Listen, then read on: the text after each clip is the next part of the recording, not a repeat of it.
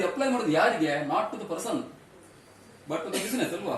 ಅದು ಇಲ್ಲಿ ನೋಡಿ, ಇವಾಗ ಇಂಟ್ರೆಸ್ಟ್ ಆನ್ ಕ್ಯಾಪಿಟಲ್ ಕೊಡ್ತೀರಿ ನೀವು ಪ್ರೊಪ್ರೈಟರಿಗೆ, ಬಿಸಿನೆಸ್ ಗೆ ಅದು ಎಕ್ಸ್ಪೆನ್ಸ್ ಆರ್ ನಾಟ್ ಎಕ್ಸ್ಪೆನ್ಸ್ ಅಲ್ವಾ? ಇಂಟ್ರೆಸ್ಟ್ ಆನ್ ಕ್ಯಾಪಿಟಲ್ ಪ್ರೊಪ್ರೈಟರಿ ಕೊಡ್ತೀರಾ, ಎಂಟ್ರಿನ ಬರೀತೀರಿ ನೀವು, ಎಂಟ್ರಿನ ಬರೀತೀರಿ. ಅವನಿಗೆ ಕ್ಯಾಶ್ ಮುಖಾಂತರ ಕೊಡ್ತೀರಿ ನೀವು 10,000 ರೂಪಾಯಿ, ಎಂಟ್ರಿನ ಬರೀತೀರಿ ನೀವು. Interest on capital account it or to cash, interest on capital being a loss or expenses debit ಮಾಡಿಕೊಳ್ಳಿ. Cash goes out from the business. ಯಾರಿಗೆ? ಅವನೇ ತಗೊಳ್ಳೋದಲ್ವಾ, ಅವನೇ ತಗೊಳ್ಳೋದು, ಅವನೇ ಎಂಟ್ರಿ ಬರೆಯುವುದು. ಆದ್ರೆ interest on capital belongs to whom? The proprietor. So personal effect ಎಲ್ಲವೂ ಏನಾಗ್ತದೆ? ಡಿಸಲೌಡ್. ಗೊತ್ತಾಯ್ತಾ?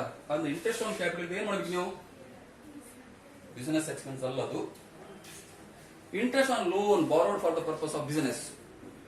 ಈ ಬಿಸಿನೆಸ್ ಡೆವಲಪ್ಮೆಂಟ್ ಗೆ ಲೋನ್ ಬಾರೋ ಮಾಡಿದ್ರಿ, ಅದರದ್ದು ಇಂಟ್ರೆಸ್ಟ್ ಕೊಡ್ತೀರಿ ನೀವು, ದಟ್ ಈಸ್ ಅದೇ ಅಲೌಡ್, ಬಿಸಿನೆಸ್ ಪರ್ಪಸ್ ಗೆ ಬಂದದ್ದು. ಗೊತ್ತಾಯ್ತಾ? Interest on loan on house property ಇಲ್ಲಿ ಇರ್ತದೆ, allowed or disallowed? That is disallowed because the expenses to be shown separately. Interest on loan ಎಲ್ಲಿ ತೋರಿಸ್ತಾರೆ ನೀವು ಎಕ್ಸ್ಪೆನ್ಸ್ ಅಲ್ಲಿ? Income from house property are the expenses to be treated separately. ಅಥವಾ ಯಾವುದು business expense ಅಲ್ವಾ ಅದೆಲ್ಲವೂ disallowed. So interest on loan on house property ನಲ್ಲಿ ಕೊಟ್ರೆ that is disallowed. Interest on loan ಅಂತ ಮಾತ್ರ ಕೊಟ್ಟಿರ್ತಾರೆ, ಪರ್ಪಸ್ ಹೇಳೋದಿಲ್ಲ. Allowed or disallowed? ಅರ್ಥ ಆಗ್ತದಲ್ಲ? ಹಸಿವಾಗ್ತದ ನಿನಗೆ? ಇಲ್ಲ. ಇಂಟ್ರೆಸ್ಟ್ ಆನ್ ಲೋನ್ ಅಂತ ಮಾತ್ರ ಕೊಟ್ಟರೆ ಪ್ರಾಬ್ಲಮ್ ಅಲ್ಲಿ ನೀನ್ ಏನಂತ ಅರ್ಥ ಮಾಡ್ಕೊಳ್ತೀರಾ? Either it is interest on housing loan, interest on loan purchase for the purchase of government securities, ಅಥವಾ interest on loan borrowed for the purpose of business. ಯಾವ್ದು ಅಸೆಪ್ಷನ್ ಮಾಡಬೇಕು? ಬಿಸಿನೆಸ್. ನಾವು ಯಾವ ಏನು ಇನ್ಕಮ್ ಕಾಂಪ್ಯೂಟ್ ಮಾಡ್ತೇವೆ ಅದಕ್ಕೆ ಸಂಬಂಧಪಟ್ಟಾಗ ಅಪ್ಲೈ ಮಾಡಬೇಕು. ಅರ್ಥ ಆಯ್ತಾ? ನೀವು ಹೌಸ್ ಪ್ರಾಪರ್ಟಿ ಕಾಂಪ್ಯೂಟ್ ಮಾಡುವಾಗ ಅಲ್ಲಿ ಇಂಟ್ರೆಸ್ಟ್ ಆನ್ ಲೋನ್ ಅಂತ ಮಾತ್ರ ಇರುತ್ತೆ. ನಾವೇನು ಅರ್ಥ ಮಾಡ್ಕೊಳ್ಬೇಕು? Interest on housing loan. ಅರ್ಥ ಆಯ್ತಾ? ಅಲ್ಲಿ ಇಲ್ಲಿ ಇಂಟ್ರೆಸ್ಟ್ ಆನ್ ಲೋನ್ ಅಂತ ಮಾತ್ರ ಕೊಟ್ರೆ we have to assume that is belongs to the business purpose. ಅದರಿಂದ allowed disallowed? Interest on loan ಅಂತ ಮಾತ್ರ ಕೊಟ್ಟರೆ ಅಲೌಡ್ ಡಿಸಲೌಡ್? ಅಲೌಡ್. ಏನ್ ಮಾಡಬೇಕು? ಏನ್ ಮಾಡ್ಲಿಕ್ಕೆ ಅಲೌಡ್ ಮಾಡಬೇಕು. ಹುಡುಗರಿಗೆ ಸ್ವಲ್ಪ ಅರ್ಥ ಆಗ್ತದೆ ಅಲ್ವಾ? ಹುಡುಗರಿಗೆ ಅದಕ್ಕೆ ಪ್ರಸಂಗ ಮಾತಾಡ್ತಾರೆ. ಎರಡೊಂದು ಗೊತ್ತಿದ್ರು ಅವರು ಡಿಸಲೌಡ್ ಅಂತ ಹೇಳ್ತಾರೆ. ಎರಡೊಂದು ಏನ್ ಮಾಡ್ಬೇಕು? ಆಡ್ ಮಾಡಿ ಲೆಸ್ ಮಾಡ್ಬೇಕು ಅಂತ ಹೇಳ್ತಾರೆ. ಸುಮ್ಮನೆ ಗೊತ್ತುಂಟು ಅವರಿಗೆ, ನಮ್ಮನ್ನು ಕೆಣಕೋದು ಅಂತ ಹೇಳ್ತಾರೆ ನೋಡಿ. ಇಂಟ್ರೆಸ್ಟ್ ಆನ್ ಪ್ರೊಪ್ರೈಟರ್ಸ್ ಕ್ಯಾಪಿಟಲ್ ಅದು ಪರ್ಸನಲ್ ಇಫೆಕ್ಟ್, ಅದು that is disallowed. Reserve for future losses ₹5,000 allowed disallowed? All the reserves, all the provisions are disallowed. ಇಲ್ಲಿ ಒಂದಿದೆ ನೋಡಿ, reserve for future losses meant for GST. ಯಾಕೆ ಅವ್ರು ಮೇಂಟೈನ್ ಮಾಡಿದ್ದು? Reserve ಅನ್ನು create ಮಾಡಿದ ಯಾಕೆ? GST ಕೊಡ್ಲಿಕ್ಕೆ ಇರ್ತದೆ, ಅದಕ್ಕೆ ಬೇಕಾಗಿ ಮಾಡಿದ್ದು ಅಲ್ವಾ? GST paid by the assessee on 30th July 2020 rupees ಎಷ್ಟಾಯ್ತು? 1,400 ಅಲ್ಲ 3,600 and ₹1,400 paid on 1st October. ಅರ್ಥ ಮಾಡ್ಕೊಳ್ಳಿ. ರಿಸರ್ವ್ ಫಾರ್ ಫ್ಯೂಚರ್ ಲಾಸ್ ನೀವು 5,000 ರೂಪಾಯಿ ರಿಸರ್ವ್ ಇಟ್ಟಿದ್ದೀರಾ. ಯಾತಕ್ಕೆ ಬೇಕಾಗಿ ಹೇಳಿ? GST ಕೊಡ್ಲಿಕ್ಕೆ ಉಂಟು, ಈ ವರ್ಷ GST ಕೊಡ್ಬೇಕಲ್ಲ ನಾವು, ಎಷ್ಟು ಅಂತ ನಾವು ಕ್ಯಾಲ್ಕುಲೇಟ್ ಮಾಡಿ ಕೊಡ್ಲಿಕ್ಕೆ ಉಂಟು, ಅದಕ್ಕೆ ಬೇಕಾಗಿ ಇಟ್ಟದ್ದು. GST ಕೊಟ್ಟದ್ದು ಯಾವಾಗ ನಾವು? ನಿಮ್ಮ ಇಯರ್ ಎಂಡ್ ಯಾವಾಗ? 31st March 2020. But the GST was paid on 30th July 2020, ₹3,600 and 1,400 paid on 1st October 2020. ಒಟ್ಟು 5,000 ಖರ್ಚು ಮಾಡಿದಾನಿಲ್ವಾ? ಸರಿಲ್ಲ, ಖರ್ಚು ಮಾಡಿದ್ದಾನೆ. ಅದರಲ್ಲಿ 3,600 ಯಾವ ಕೊಟ್ಟಿದ್ದಾನೆ? 30th July. ಆಮೇಲೆ 1,400 ಯಾವ ಕೊಟ್ಟಿದ್ದಾನೆ? 1st October. The date of filing return is 31st July 2020. Assessment of ಇಂಡಿವಿಜುವಲ್ಗೆ ಯಾವತ್ತು ನೀವು ಈಗ ನೋಡಿ, ಫಾರ್ ಎಕ್ಸಾಂಪಲ್ 1920 ಏನು ಅರ್ನ್ ಮಾಡಿದರೆ ನೀವು, ಅದರಲ್ಲಿ ಟ್ಯಾಕ್ಸ್ 31st March 2020 ಒಳಗಡೆ ನೀವು ಕೊಡಬೇಕು, ಟ್ಯಾಕ್ಸ್ ಕೊಟ್ಟಿರ್ಬೇಕು. ನೀವು ಇನ್ಕಮ್ ಟ್ಯಾಕ್ಸ್ ಡಿಪಾರ್ಟ್ಮೆಂಟ್ಗೆ ರಿಟರ್ನ್ ಫೈಲ್ ಮಾಡೋದು ಯಾವ್ದ್ರ ಒಳಗೆ ಆಗಬೇಕು? 31st July 2020. So 31st July 2020 ಒಳಗಡೆ ಏನು ಪೇಮೆಂಟ್ ಮಾಡ್ತೀರಾ ನೀವು, ಔಟ್ಸ್ಟ್ಯಾಂಡಿಂಗ್ ಇದ್ದದ್ದು, that is taken as allowed. ಅರ್ಥ ಆಯ್ತಾ? ಈಗ 5,000ರಲ್ಲಿ 3,600 ಯಾವುದಕ್ಕೆ ಕೊಟ್ಟಿದ್ದು? GST, goods and service tax ಅಲ್ವಾ? GST allowed or not allowed? Sales tax allowed or not allowed? All the taxes are disallowed except sales tax. Sales tax ಇಲ್ಲಿ ಇದ್ರೆ sales tax rupees 10,000 allowed, ಏನ್ ಮಾಡ್ಲಿಕ್ಕಿಲ್ಲ. ಅದೇ ರೀತಿ GST ಇದ್ರೆ allowed. So ಇಲ್ಲಿ ಈ example ಅಲ್ಲಿ ಅಲೌಡ್ ಎಷ್ಟು ಹೇಳಿ 3,600 because it is paid before the date of filing return 31st July 2020 ಒಳಗೆ ಕೊಟ್ಟಿದ್ದಾರೆ ಅಲ್ವಾ. ಆ ನಂತರ ಕೊಟ್ರೆ ಡಿಸಲೌಡ್ ಅದು. ಆದ್ರೆ ಇಲ್ಲಿ ನೀವೀಗ 5,000 ಏನ್ ಮಾಡ್ತೀರಾ, 5,000 ಫುಲ್ಲಿ ಡಿಸಲೌಡ್ ಅಂತ ಮಾಡ್ತೀರಾ, ಅಥವಾ 1,400 ಮಾತ್ರ ಡಿಸಲೌಡ್, 3,600 ಅಲೌಡ್. ಸರಿ ಅಲ್ವಾ. ಯಾಕೆ ಹೇಳಿ allowed? Before the due date of filing returns he paid the GST, hence it is allowed. ಇನ್ನೊಂದು ಟ್ರೀಟ್ಮೆಂಟ್ ಇದೆ, 5,000 reserve for future losses full disallowed ಮಾಡಿ. Reserve for future losses rupees 5,000 ಆಯ್ತಾ, ಟೋಟಲ್ ಆಯ್ತು. Less actual expenses which is not allowed so far. Actually profit loss debit ಆಗಬಹುದು ಎಷ್ಟು 3,600. ಇಲ್ಲಿ less ಮಾಡಿ ಏನು GST ರುಪೀಸ್ 3,600. ಇಲ್ಲಿ ಸೆಕೆಂಡ್ ಸ್ಟೆಪ್ ಅಲ್ಲಿ ಡಿಸಲೌಡ್ ಎಕ್ಸ್ಪೆನ್ಸ್ ಎಲ್ಲ ಆಡ್ ಮಾಡಿದ ನಂತರ ಟೋಟಲ್ ಮಾಡಿದಿರಲ್ವಾ, ಆ ನಂತರ ಲೆಸ್. ಕೆಲವರಿಗೆ ಮರ್ತು ಹೋಗ್ತದೆ ಅದು ಇಲ್ಲ, ಇಲ್ಲ ನೋಡ್ತಾ ಇರ್ತಾರೆ, ಇಲ್ಲಿ ನೋಡೋ ಗೊತ್ತಾಗ್ತದೆ GST ಲೆಸ್ ಮಾಡ್ಲಿಕ್ಕೆ ಉಂಟು ಅಂತ ಹೇಳಿ. ಇಲ್ಲಿ ಹೋಗುವಾಗ ಡಿಪ್ರಿಸಿಯೇಷನ್ ಮತ್ತು ಬ್ಯಾಡ್ ಡೆಟ್ಸ್ ಮಾತ್ರ ಇರೋದು ಮಂಡೆಯಲ್ಲಿ, ಬೇರೆ ಯಾವುದಿಲ್ಲ. ನಾನು ಮೊನ್ನೆ ಇನ್ನೊಂದು ಹೇಳಿದೆ ನಿಮಗೆ, ಡೊನೇಷನ್ ಟು ನ್ಯಾಷನಲ್ ಲ್ಯಾಬೊರೇಟರಿ ಇಲ್ಲಿ ಇರ್ತದೆ. Donation to national laboratory 10,000. ಏನ್ ಮಾಡ್ತೀರಾ, ಡೊನೇಷನ್ ಟು ನ್ಯಾಷನಲ್ ಲ್ಯಾಬೊರೇಟರಿ ಅದು ಡೊನೇಷನ್ ಅಲ್ವಾ, ಅಲೌಡ್ ಡಿಸಲೌಡ್? ಡಿಸಲೌಡ್. ಎಲ್ಲಾ ಡೊನೇಷನ್ ಹೇಳಿದೆ ನಾನು, ಎರಡು ಮಾತ್ರ. ಎಲ್ಲಾ ಡೊನೇಷನ್ ಡಿಸಲೌಡ್. ಯಾವುದು ಡಿಸಲೌಡ್ ಏನ್ ಮಾಡಬೇಕು, add donation to national laboratory add ಮಾಡಿ 10,000. If any donation is made to national laboratory, then the assessee can avail a weighted deduction at a rate of 150% of the donated amount.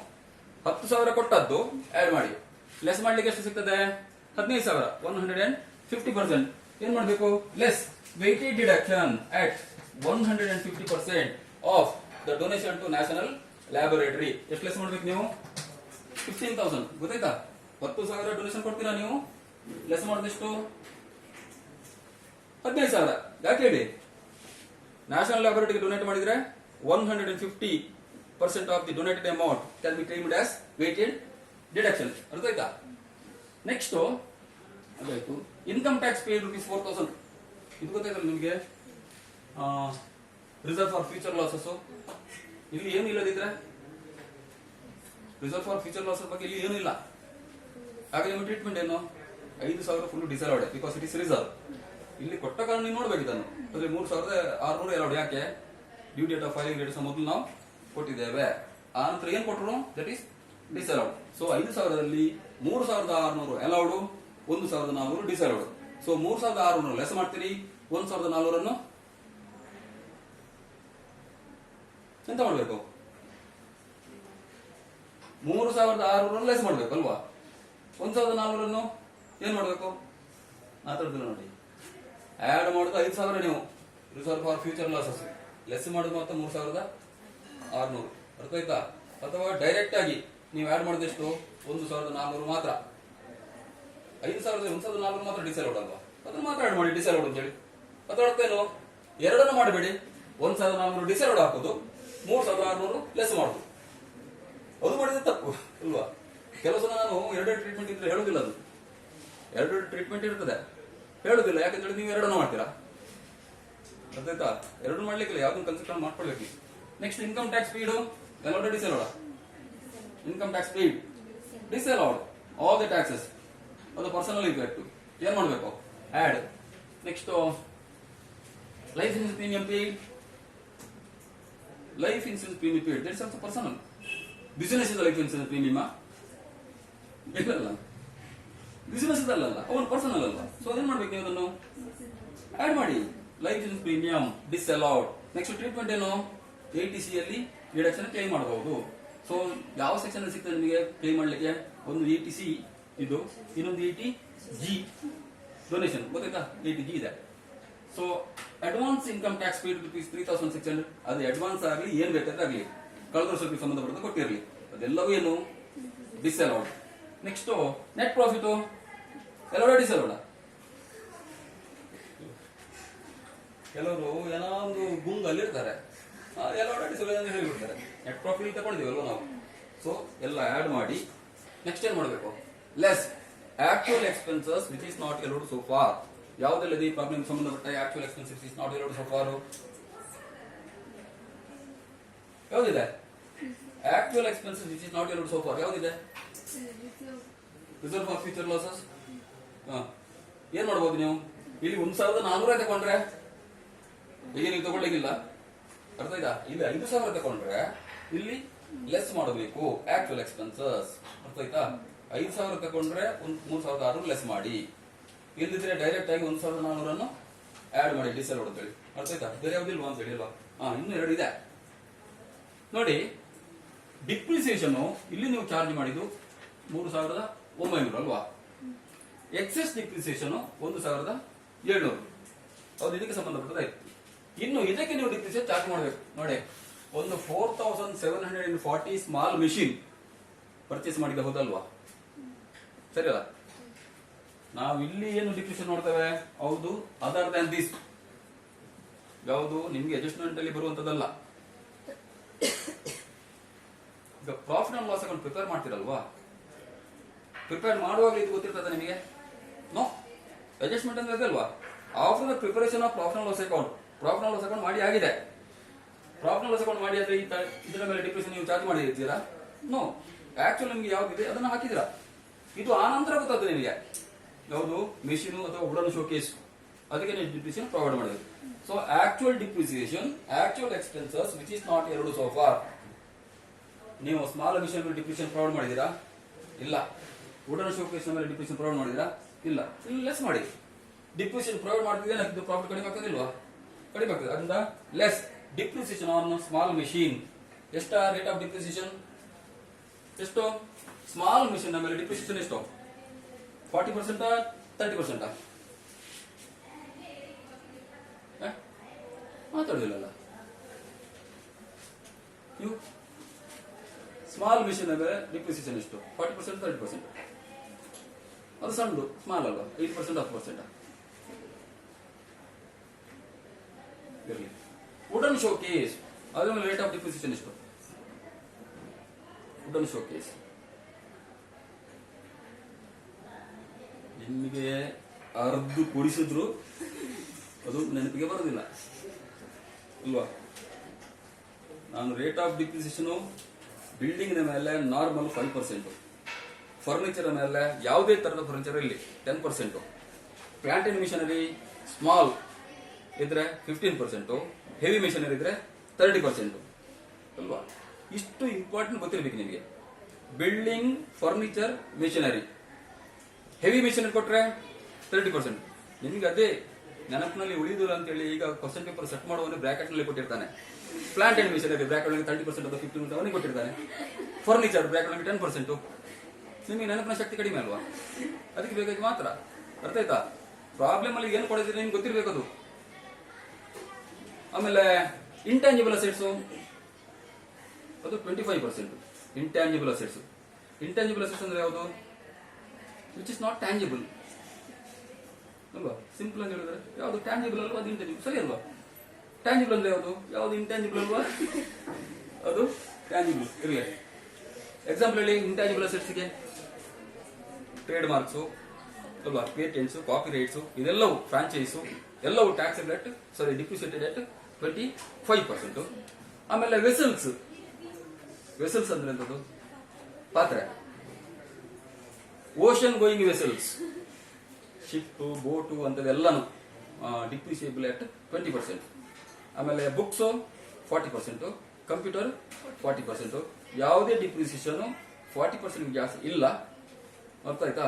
ನಾನು ಒಂದು book ನಲ್ಲಿ ಯಾವ್ದೋ ಓದಿದ್ದೇನೆ, ಯಾವುದೇ asset ನೀವು 23rd August 2019 ನಂತರ purchase ಮಾಡಿಕೊಂಡು if it is used before 31st March 2020 then the rate of depreciation 45%. Plant and machinery, heavy machinery ಇದ್ರೆ ಆಕ್ಚುಲಿ ಎಷ್ಟು 30% ಅಲ್ವಾ ಅಲ್ಲಿ? ಅದು ನೀವು ಅದನ್ನು ಫಾಲೋ ಮಾಡೋದು ಬೇಡ. ಅದು ಒಂದು ಬುಕ್ ಮಾತ್ರ ಇರೋದು. ಏನು ಸ್ಟ್ಯಾಂಡರ್ಡ್ ಬುಕ್ ಏನಿದೆ ಅದರಲ್ಲಿ ಇಲ್ಲ.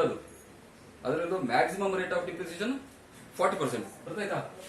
So depreciation on plant and machinery small machine charge ಮಾಡಬೇಕು. ಇಲ್ಲಿ ಎಷ್ಟು ರೇಟ್ ಆಫ್ ಡಿಪ್ರಿಸಿಯೇಷನ್? 15%.